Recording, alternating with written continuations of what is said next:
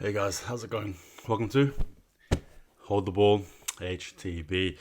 Hope you guys are well. Thanks for watching. For those of you who are not too familiar with this, Lights Turned Off is a series where I basically give a more in-depth analysis of the Warriors. Granted, it's something where I feel compelled to do it as opposed to something that happens regularly. Obviously, my reactions will happen regularly, but in terms of my actual in-depth analysis, only some Warriors games will be spoken about. So obviously over here, we're going to be looking at a few things, but before I do that, hit the intro.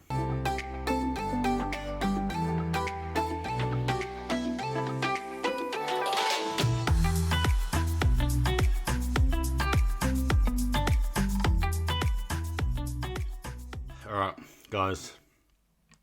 Hope you're well. Hope you guys have recovered from that loss yesterday. Granted, some people may think it's a bit of an overreaction to get passionate about the loss. Some may say, chill, it's alright, it's just one game. I suppose it doesn't matter where you sit, the point is we lost the game, right? That's probably the factor there. Now, basically, I'm going to look into my three best players and then give you guys some talking points and then some silver linings and then run through a conclusion. So let's get into it from 3-1. So Shaun Johnson, third place with 1 try assist, 2 line break assists, as well as 504 kick meters. Shaun Johnson, to me, is the difference maker for the team regarding pressure that needs to be alleviated. He offered a really good dynamic kicking game, one that I suppose in some situations he got the lucky bounce on the odd occasion, but it was just so good to see him directing us around, and having a good kicking game is absolutely vital. Did the Warriors look different with him kicking the ball? We did. And I just thought it was a great comeback for him to come and play and again just lead us around the way he did. It was beautiful to see, and I'm just happy he got away in this. He got a good game under his belt, unscathed, which is important. And we look into hopefully a better week next week. Second was ELIESA KATOA. 1 try, 114 run meters, 3 tackle breaks, 1 line break, as well as 31 tackles, as well as 1 miss.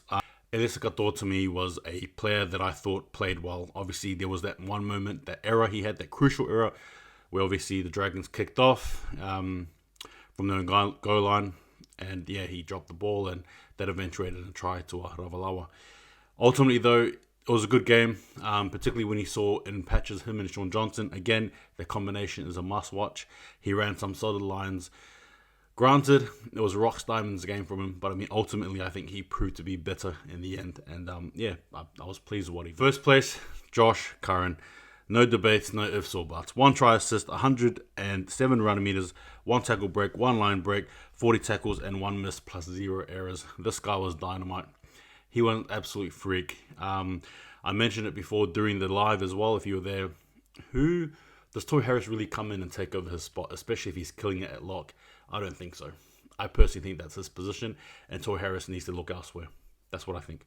Anyway, in saying that, look, congrats on Josh Curran, who I thought was superb. His line breaks, his tackling, just the spatial awareness, obviously setting up that try as well for Egan. Man, he looked really good out there. Every time he had the ball, it just looked like he had so much time. And it's freaky because that is exactly what we need. And lo and behold, here cometh the man. And there you go. So Josh Curran, great work. He is obviously the man of the game. So congrats to him. And just some honourable mentions as well to Rocco Berry, Enofanor Blake, Wade Egan, as well as Aaron Penn. All right, guys. So now we've come to the segment here called the Talking Points. And obviously for us Warriors fans, talking points usually happen, unfortunately, during the game when things aren't going our way.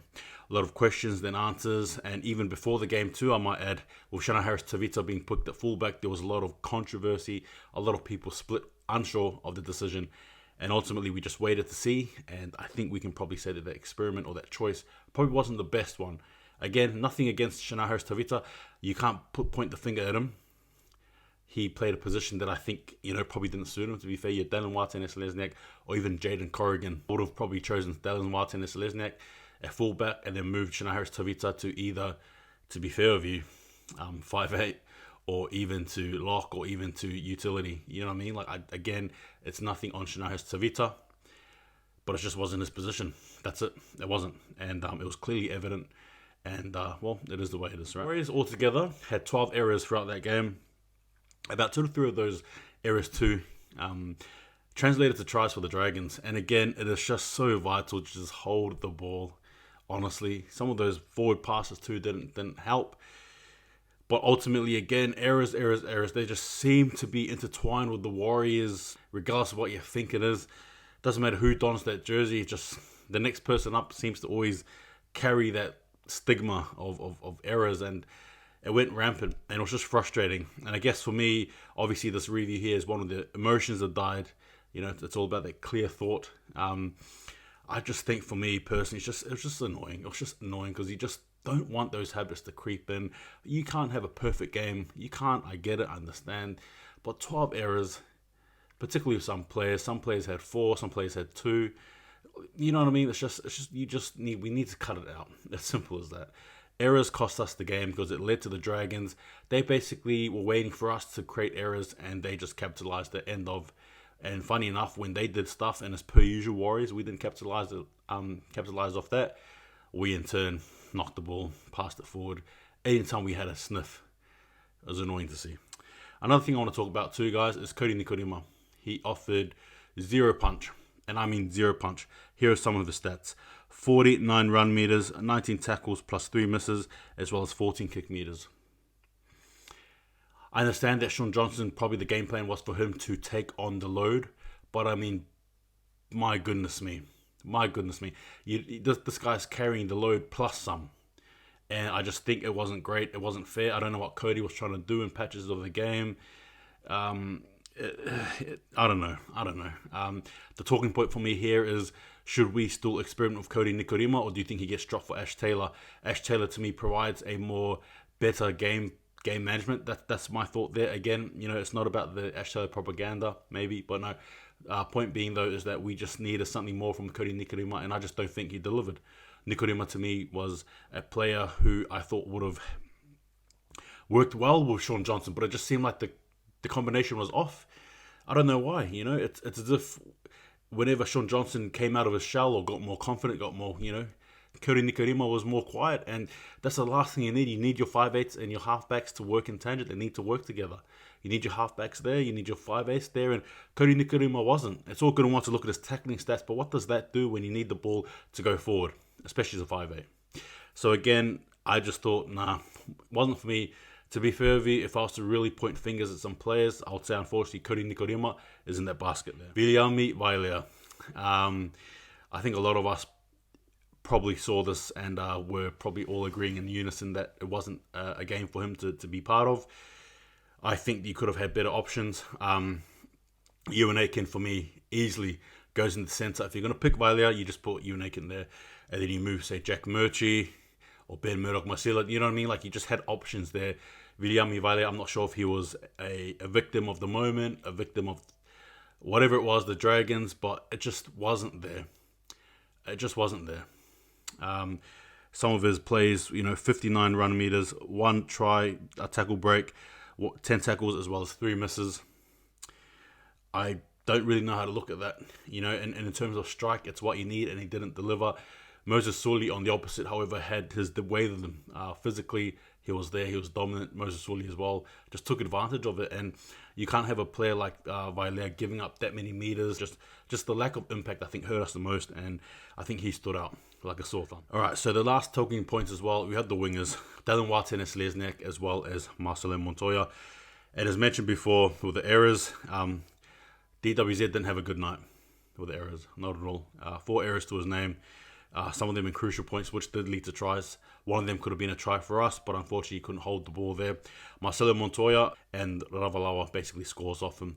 Again, he had over 100 run meters, which is good to see, but again, look, defense wins games, and it's all good and well to run 100 plus meters, but if you're going to let in 2 tries, it's probably not the best sort of take on that.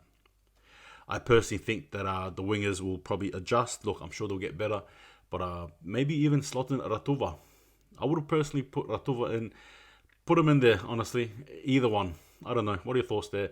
Ratuva to cover who? Dallin Watene-Selesniak, but I know what Dallin offers, but still, in a grindy game like this, I just feel like we need more out of our wingers, and again, it is what it is. I get it, it's round 1, but still. Yeah, and just quickly, like I said, regarding Ash Taylor, should he be put in that position to take over NIKORIMA, or should Shinarez Tavita something needs to work there, because yeah, what we showed against the Dragons just wasn't the best regarding the halves. Anyway, and I just want to quickly make a point out on Ben Murdoch-Masila as well. I saw what he did.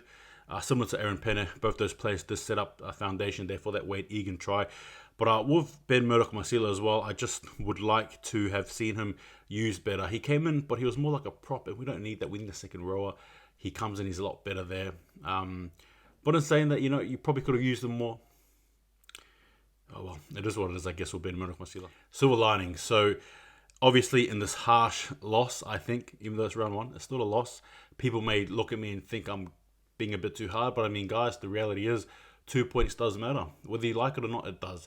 And especially when push comes to shove near the end of the season, we've seen many a times the Warriors not make it over to that hump just because of the 2 or 3 losses that they had earlier in the season.